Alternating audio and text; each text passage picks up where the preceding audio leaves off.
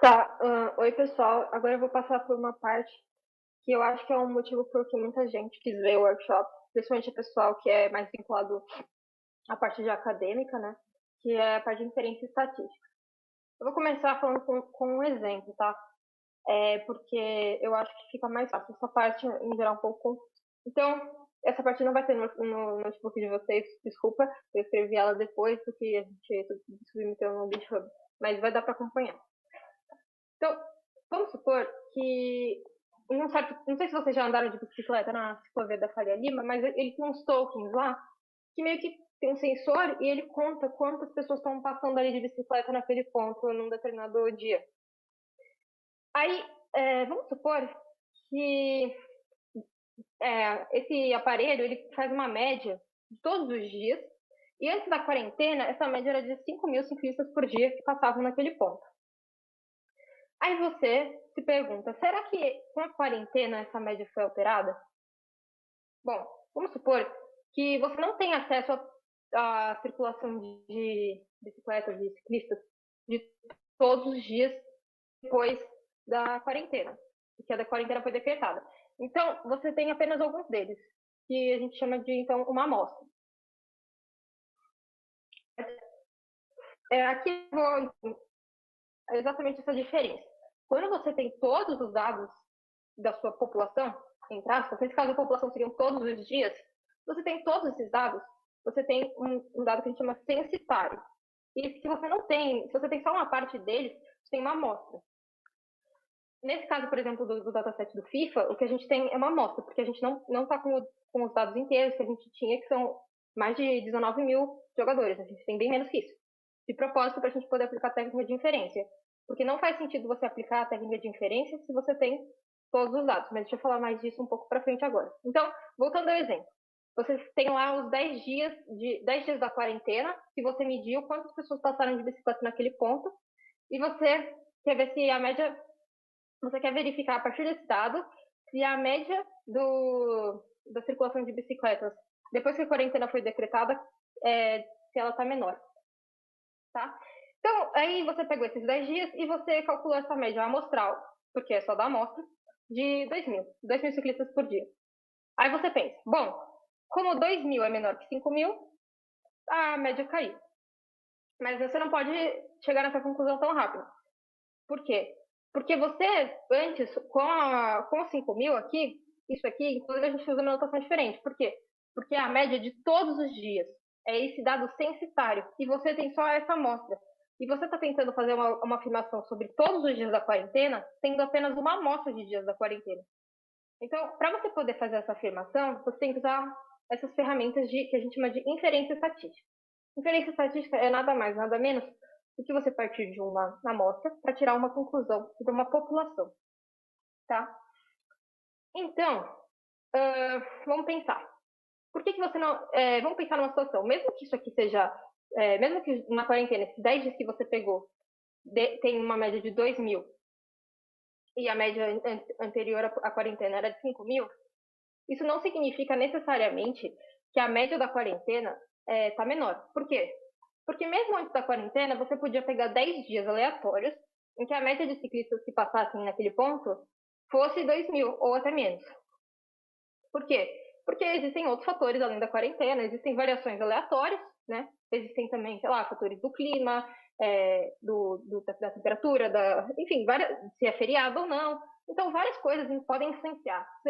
Vai dizer, você vai dizer então aqui, você vai comparar essas médias, isso é uma questão então de probabilidade, certo? Porque existe uma probabilidade de que mesmo que a média dessa população inteira aqui seja de 5.000 ciclistas por dia, você tenha pegado por acaso alguns dias específicos em que essa média ficou menor, ficou 2.000. Mas isso não quer dizer que a média da população seja menor que 5.000. Quer dizer apenas que esses indivíduos que você pegou tiveram essa média.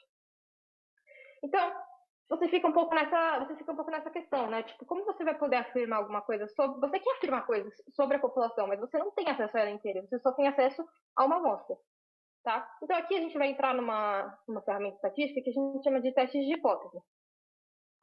Os testes de hipótese, tudo começa quando você delimita duas hipóteses. São duas somente. E uma tem que ser necessariamente complementar à outra. Então, nesse caso, você vai formar duas hipóteses. Uma que a gente chama de hipótese nula e uma que chama de hipótese alternativa. A hipótese nula é o que a gente quer, entre aspas, rejeitar. Então, a gente quer, se a gente, na prática, assim, falando em termos estatísticos, você não pode dizer a palavra aceitar, porque ela é muito forte.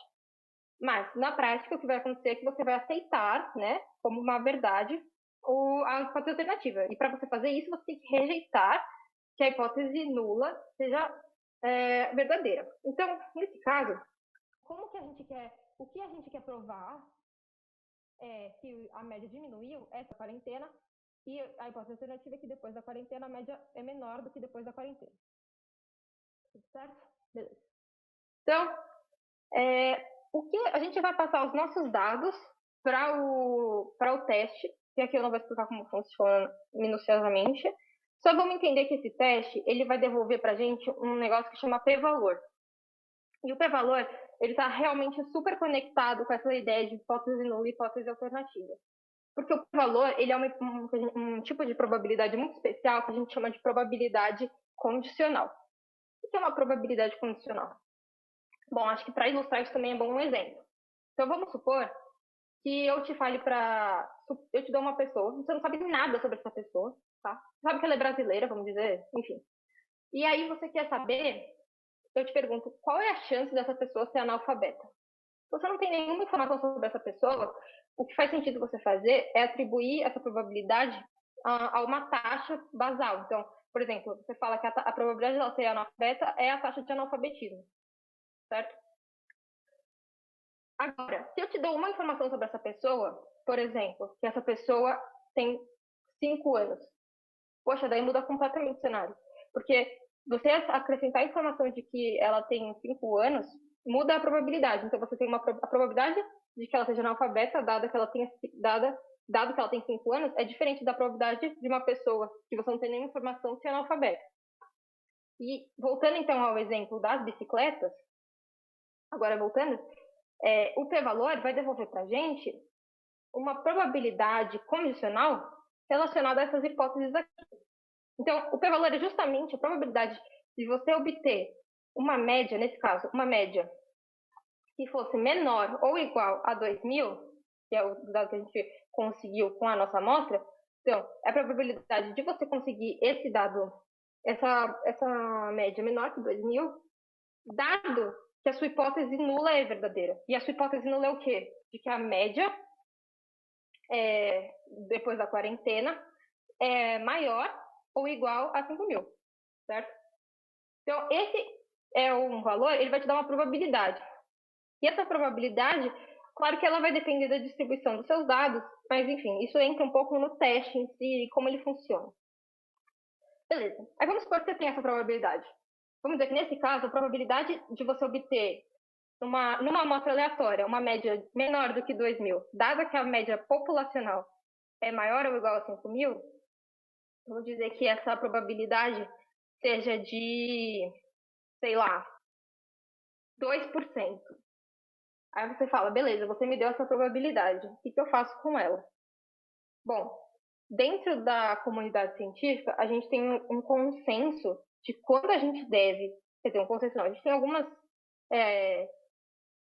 gente tem algumas diretrizes para aceitar ou rejeitar a hipótese nula baseada nessa probabilidade. Então, se essa probabilidade for pequena, como a gente assume então que uma probabilidade pequena de você conseguir uma amostra daquele tipo, dada que a hipótese nula é verdadeira, é pequena, você vai falar então que a hipótese nula é falsa. Certo? Então, você vai rejeitar a hipótese nula. Qual que é aqui essa nota de corte? Essa nota de corte, primeiro, ela chama significância, e dentro da comunidade científica, ela em geral é 5%. Então, se a probabilidade de você conseguir uma amostra daquele tipo, assumindo a hipótese nula, se você conseguir uma amostra daquele tipo, se essa probabilidade for menor que 5%, você fala que a hipótese nula é falsa. Então, nesse caso, a gente, então, se o p-valor é menor que alfa, rejeitamos a hipótese nula. E aí temos evidências para tratar a hipótese alternativa como verdadeira. Ou seja, é muito pouco provável que essa estatística que você obteve, que ela seja fruto apenas de uma oscilação aleatória na escolha da amostra. É mais provável que isso tenha outro fator que influencie, provavelmente o fator que você está estudando. Tá bom? Tá. Então é isso que você tem que entender do p-valor, é isso, tá? O p-valor ele vai ter uma ideia mais abrangente do que simplesmente isso que eu fiz nesse exemplo. Por quê? Porque ele se estende sempre a qualquer teste quando você tem hipótese nula e hipótese alternativa. Então, assim, a regra prática, digamos que você, assim, não tem tanto interesse assim, no que está acontecendo, eu quero entender o que eu tenho que fazer quando eu estou analisando meu dado para minha iniciação científica. Assim. Nesse caso, o que você tem que fazer é o seguinte, você tem que ter muito claro qual que é a hipótese nula do teste, qual que é a hipótese alternativa do teste. Você vai rodar ele, e aí ele vai te devolver um p-valor. Se esse p-valor for baixo, você vai rejeitar a hipótese nula, o que na prática, pelos estatísticos errados, fala isso, mas na prática quer dizer que você vai trabalhar como se a hipótese alternativa fosse verdadeira. Então, o que é isso que você precisa saber? Você vai rodar o teste, você vai ver qual é o p-valor, e baseado nesse p-valor, você vai poder ou não rejeitar a hipótese nula, e sempre tem que ter bem claro para você qual é a hipótese nula e a hipótese alternativa do teste. Beleza? Agora, dentro dos testes estatísticos, existem duas classes muito importantes de teste. Isso aqui eu não expliquei. Acho que essa coisa vai ser útil aqui. Isso aqui demonstra justamente essa questão do p-valor. Aqui você tem como a significância. Isso aqui é para um teste bicaudal, né? A gente chama. Isso aqui é, por exemplo, se eu tivesse que a hipótese nula é que elas são iguais, a hipótese alternativa é que são diferentes. Se ela fosse só, se eu estava avaliando só se é maior ou menor, eu só ia avaliar uma dessas causas. Se é só ter diferença, eu avalio as duas causas. Mas isso não é tão importante agora. O que a gente vai entender, então, se tem duas classes principais de testes, que são testes paramétricos e testes não paramétricos. Qual que é a diferença deles? Os testes paramétricos, eles têm a premissa, ou seja, eles assumem que a distribuição dos seus dados é normal. O que é essa distribuição? É exatamente isso daqui, certo? Você tem uma média, e essa média coincide com a mediana. Os dados estão a maior parte dos dados estão muito próximos aqui. E você tem alguns dados extremos. Então, por exemplo, você tem aqui, vamos por a altura das pessoas. Você tem a maior parte das pessoas ali perto do, sei lá, 1,60, 1,70. Tem umas pessoas que são mais altas aqui, por volta de 1,80. Você tem pessoas mais baixas, 1,40, 1,50. E aí os valores mais extremos são cada vez mais raros. Então, se tem uma pessoa de mais de 2 metros, é um evento super raro. A altura aqui da curva, ela representa a frequência na sua população, tá? Então, os testes paramétricos, eles assumem esse tipo de distribuição justamente porque ela é muito frequente na natureza. Mas nem tudo vai seguir essa distribuição. E aí, esses testes que não fazem eles não assumem que a distribuição é normal, eles são chamados de testes não paramétricos. Aí você me fala, beleza, eu sei que se eu tenho que aplicar, se o meu dado segue distribuição normal, eu sei que eu tenho que usar um teste paramétrico. Se não tem distribuição normal, eu sei que eu tenho que usar um teste não paramétrico. Mas como que eu vou saber se os meus dados seguem ou não distribuição normal? Bom, para isso em si, você tem uma classe de testes que são justamente que verificam essas distribuições. Então, você sempre se arrega naquela... Você se apega naquela definição que a gente teve. Que não importa qual é a sua hipótese nula e a hipótese alternativa, elas são complementares, mas o p-valor ele vai ser sempre, se ele for pequeno, você vai tender a aceitar, então, como verdadeira, trabalhar como se a hipótese alternativa fosse verdadeira. Apesar de que, em termos estatísticos, você então rejeita a hipótese nula. Tá?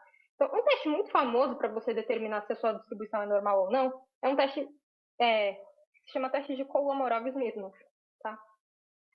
Esse teste ele vem implementado no R, e para você usar ele, você só usa esse ks.teste. Agora a gente vai aplicar ele. Então,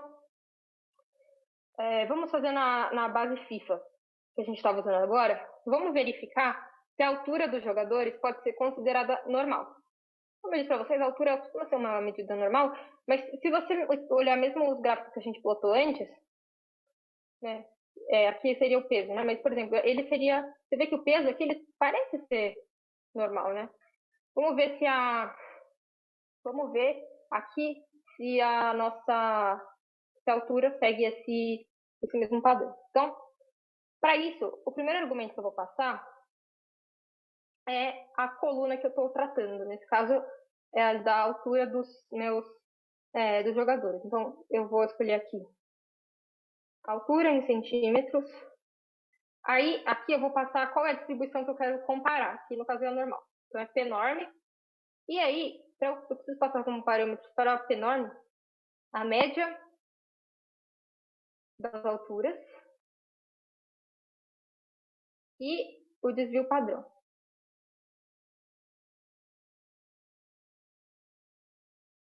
Se eu rodar isso aqui,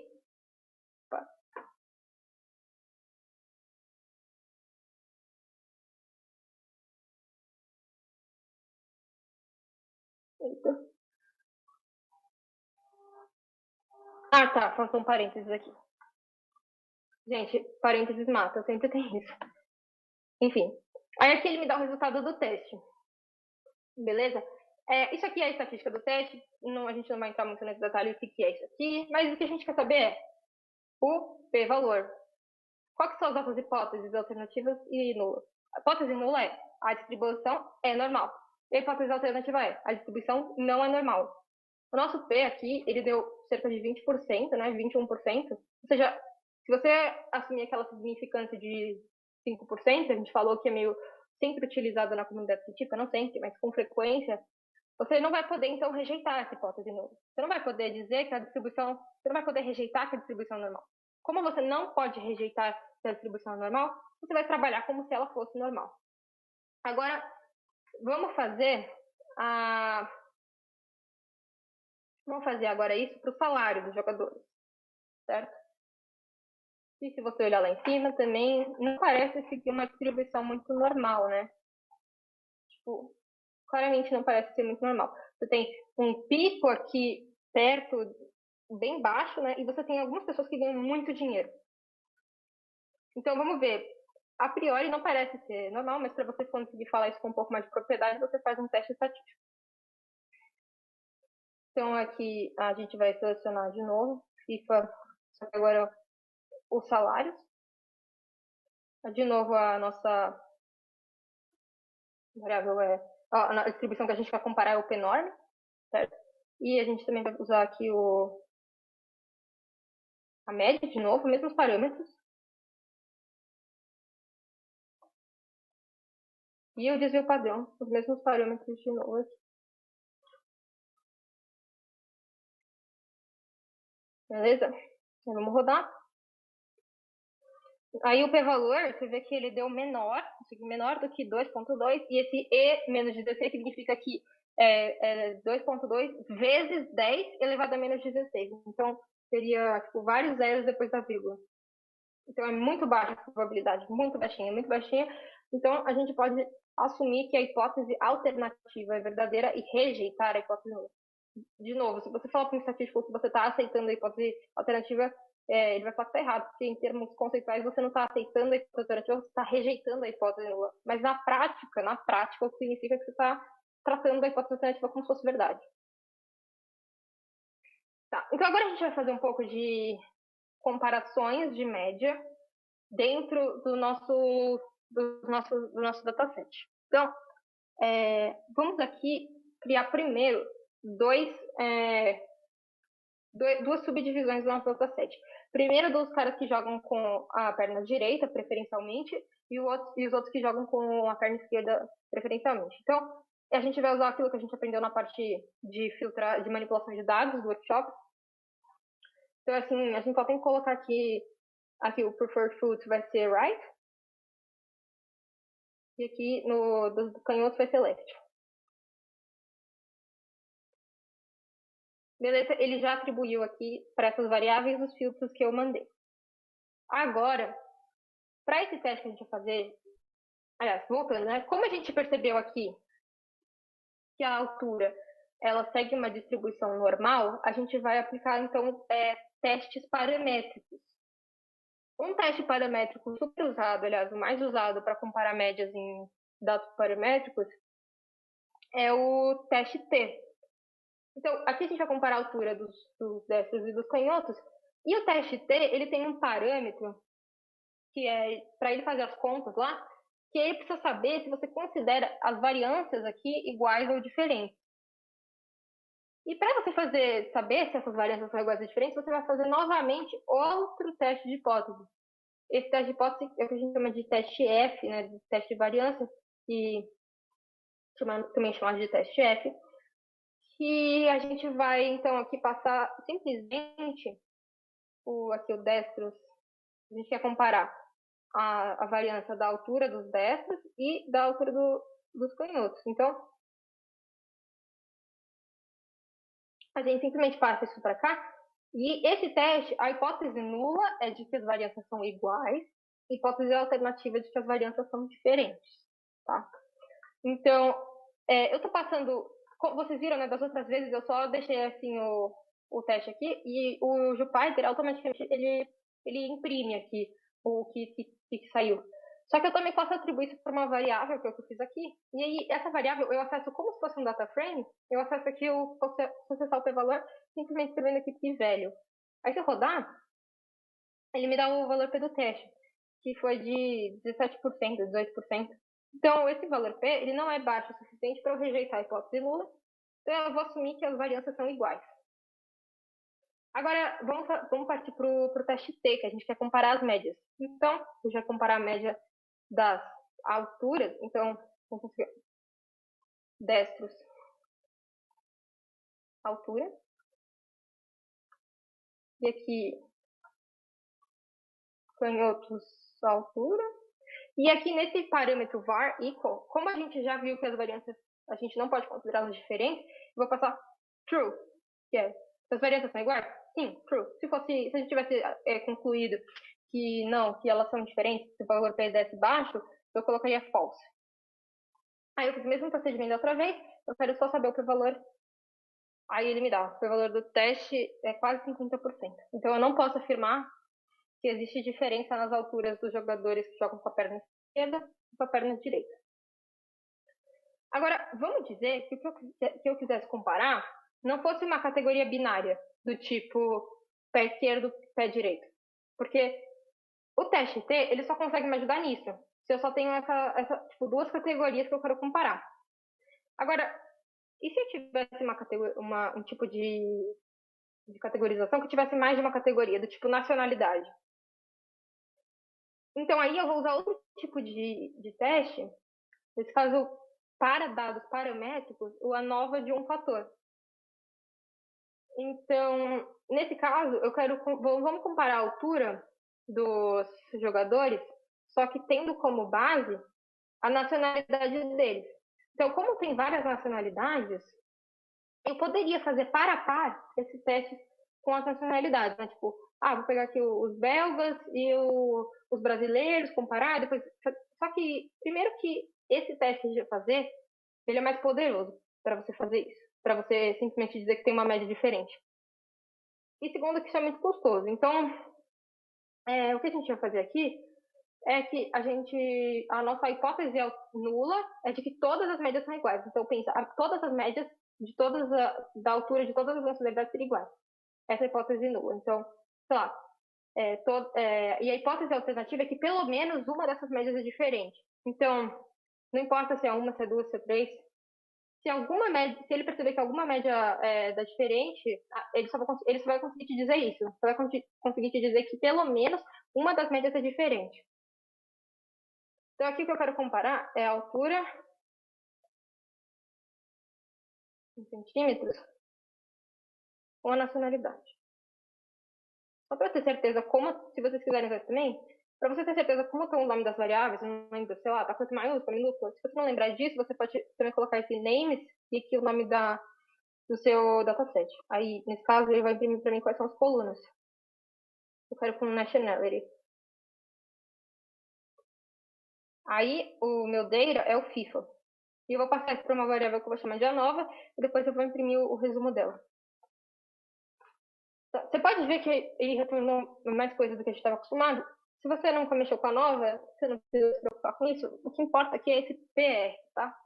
Esse PR é o p-valor ele deu 2%. Como ele deu 2%, quase, né, 2,5%, quase 3%, como ele deu esse valor que é menor do que 5%, a gente vai assumir, então, a gente vai rejeitar a hipótese nula. E qual que é a hipótese nula? A hipótese nula é que todas as médias são iguais. Então, a gente está vendo aqui que pelo menos uma das médias é diferente. E isso faz bastante sentido do ponto de vista intuitivo, né? Porque você consegue perceber que existe diferença de altura baseado na nacionalidade. Tá. Agora, vamos supor que a gente quer fazer um teste de hipótese com a nossa variável de salário. Nesse caso, a gente não pode usar nem o ANOVA, nem o teste T, porque eles assumem distribuição normal. Então, a gente vai usar as variantes não paramétricas deles. A variante não paramétrica do teste T é o teste de Wilcox-Whitney, né? E usar ele é até mais simples do que usar o teste T. Por quê? Porque aí você não precisa passar para ele se as variantes são iguais ou diferentes. Você simplesmente precisa passar as duas colunas de dados que você está comparando. Então, aqui, por exemplo, destros, acho que é comparar os salários, eu vou passar os salários usando aquelas variáveis que a gente já tinha definido, né, com tem os datasets do destro separados, filtrados, se eles usam a perna esquerda ou direita. Então, eu vou passar essas duas colunas aqui. Opa.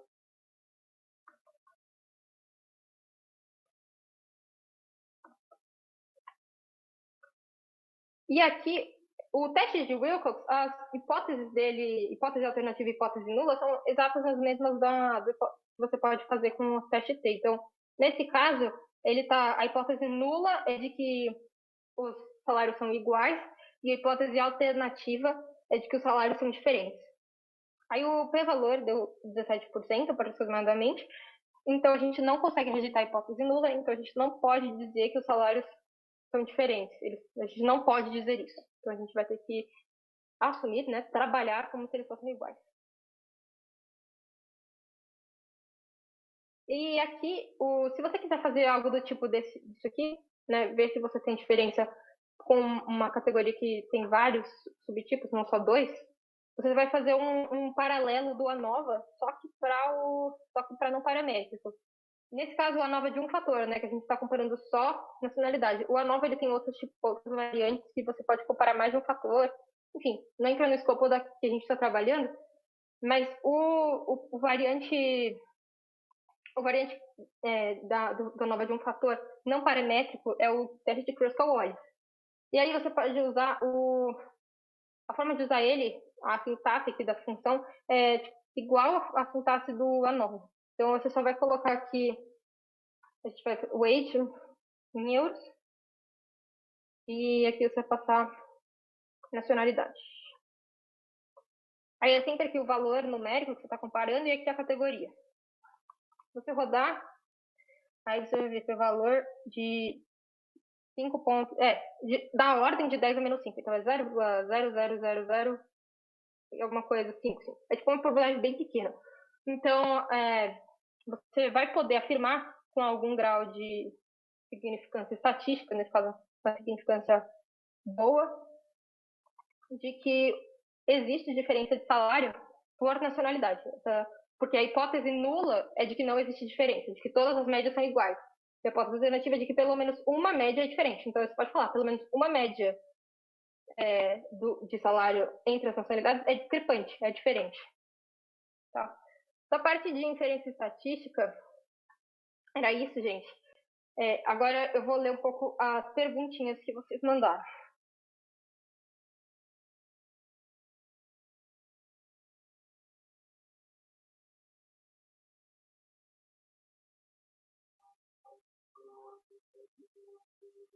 Tá. Deixa eu ver aqui. Pergunta.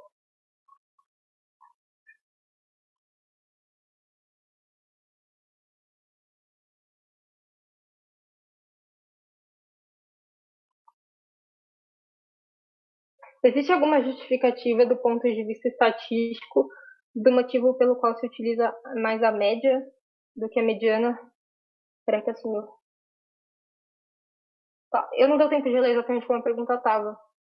Se justificativa do ponto de vista estatístico, por que você usa a média ao invés de mediana? Então, assim, não são todos os testes que você usa a média. Tem testes de comparação de variância, como é o caso do teste F, é, tem testes de comparação, de verificação de distribuição, existem vários tipos de teste estatístico, mas eu não vou saber te dizer se existe um teste que compara medianas. Mas nesse caso, tipo, o intuito do teste T e do teste e do teste de Wilcox, do ANOVA e do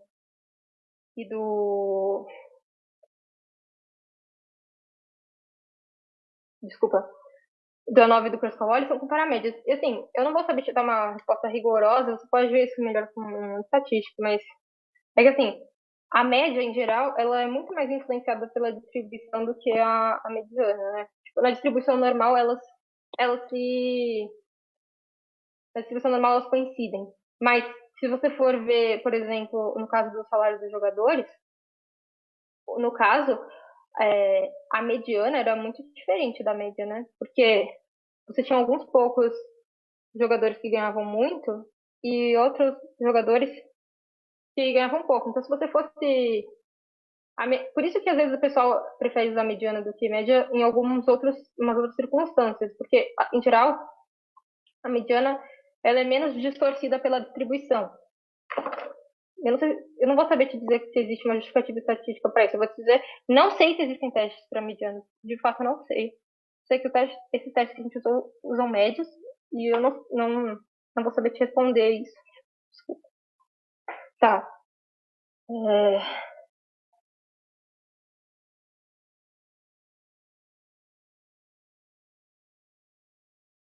Tenho dois grupos e quero realizar um teste de hipótese para verificar se a diferença entre as medianas é significativa, como faria na linguagem.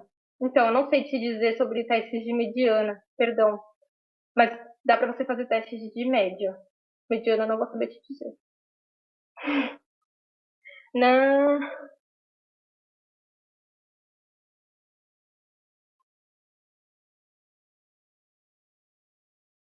Dá para utilizar esse teste de Kolmogorov-Smirnov para outras distribuições que não são normal nessa função que você utilizou? Dá sim. O Kolmogorov-Smirnov é um teste mais geral para você comparar quaisquer duas distribuições. Então, você não precisa necessariamente comparar com a distribuição normal. Se você for ver na documentação, você pode comparar com outros tipos. Tipo, distribuição exponencial, distribuição alfa, gama, vários tipos de distribuição você pode usar.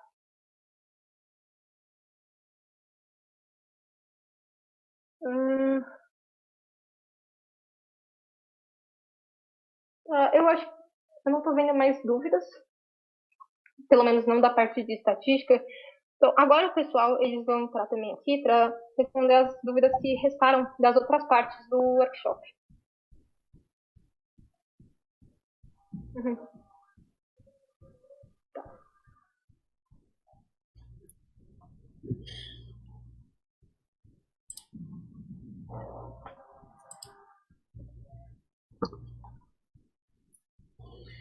Tem uma pergunta de por que a gente não usou o Google Colab. A gente não usou porque era um pouco mais difícil de configurar para usar em R. O MyBinder era mais fácil. Era só definir era só colocar um texto lá que ele instalava o R no GitHub, era mais fácil. Bem, perguntaram também se os arquivos utilizados na apresentação estão no GitHub. Eu acho que o de gabarito, né, que com tudo não está ainda, mas era ideia nossa mandar por e-mail o fim do arquivo. O que tem lá, até que o pessoal perguntou, que tem alguns notebooks complementares, mas em um deles a gente não usou o mesmo dataset do FIFA, a gente usou um de cerveja. Mas, assim, os conceitos são iguais, só que a gente achou que para falar sobre algumas coisas a mais, de repente aquele dataset seria melhor. Eu mandei o link do GitHub lá no Facebook, se o pessoal quiser olhar. Tem o notebook que a gente usou para codar as coisas, não tem ele pronto, tem com os 3 pontinhos lá para você completar, e tem explicação de cada parte em um notebook próprio. É importante comentar também que a gente vai disponibilizar esse gabarito em breve, assim, a gente vai subir a versão que tem tudo completinho lá no GitHub, né? Então é só uma questão de todo mundo observar lá. A gente deve subir agora no final do workshop e aí vocês podem ver todo o gabarito. Caso não tenha completado tudo, alguma coisa tenha saído errado, a gente vai postar o gabarito. Estão perguntando de livro. Eu vi que a Springer liberou alguns. Eu vi que tem um de estatística com R, mas eu particularmente não li o livro. Eu não sei se é bom. Mas tá lá para baixar. Acho que deve ser bem completo, assim. Legal. Perguntaram aqui também sobre qual a diferença entre R e Excel, por que não usar o R e não o Excel? Então, quer responder? Assim, não, eu ia falar só porque vários testes estatísticos você não consegue fazer no Excel. Esse é um motivo que, em geral, o pessoal usa o R quando vai fazer inferência, e também algum tipo de gráfico você não consegue fazer no Excel. Por exemplo, o Boxplot, que não foi um gráfico que a gente abordou, mas é um gráfico bastante utilizado também. E, em geral, também tem o fato, né, do Excel. Assim, o Excel tem suas vantagens, mas para você fazer a parte de inferência, o R é melhor.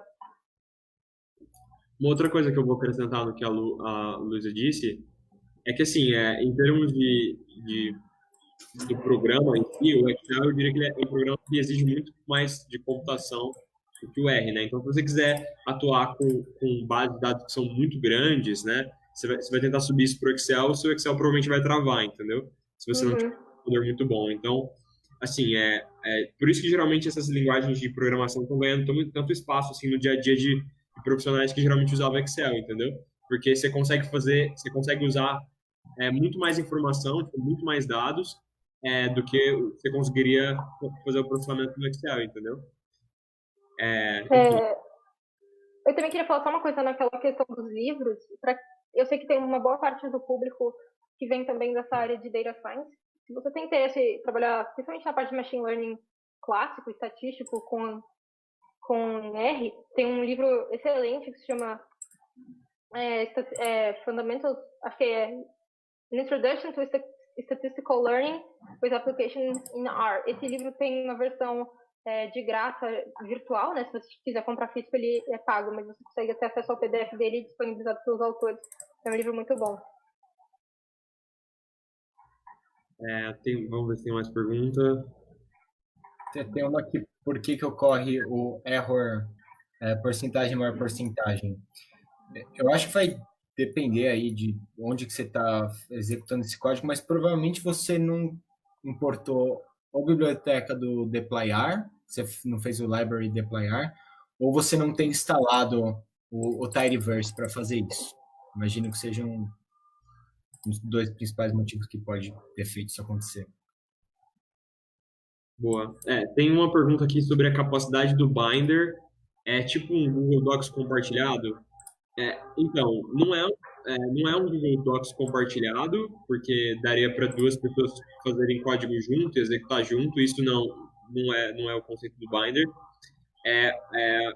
Deixa eu só explicar o que seria o conceito, né? Basicamente, a gente conseguiu vincular ao repositório do GitHub esse... É tipo um servidor em que as pessoas vão poder executar o código, entendeu? É uma máquina que é fornecida pelo pessoal, pela organização do MyBinder, e aí eles permitem que você suba uma máquina pessoal para você que você possa executar as coisas. Não é a ideia que seja compartilhado. E a capacidade desse tipo de máquina que você pode criar por pessoa, a gente tinha visto que é algo em torno de 100 pessoas.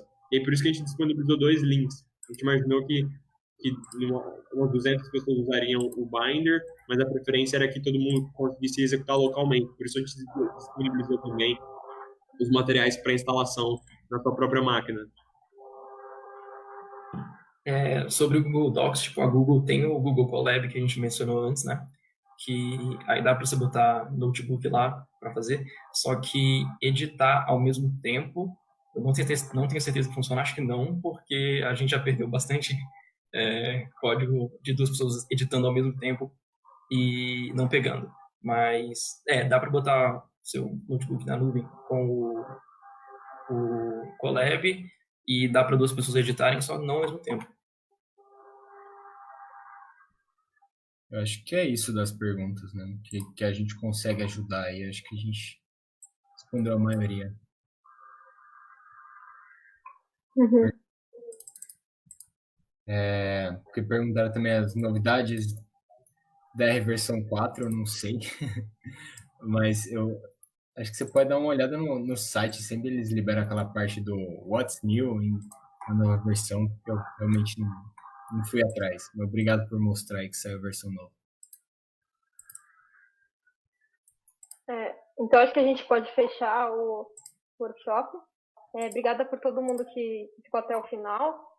E a gente pede, então, também curtam a nossa página no Facebook, no Instagram. A gente agradece de novo a todo mundo que compareceu e fiquem atentos, porque logo mais a gente vai ter outros eventos online também. Obrigado, gente. Obrigado, pessoal. Valeu.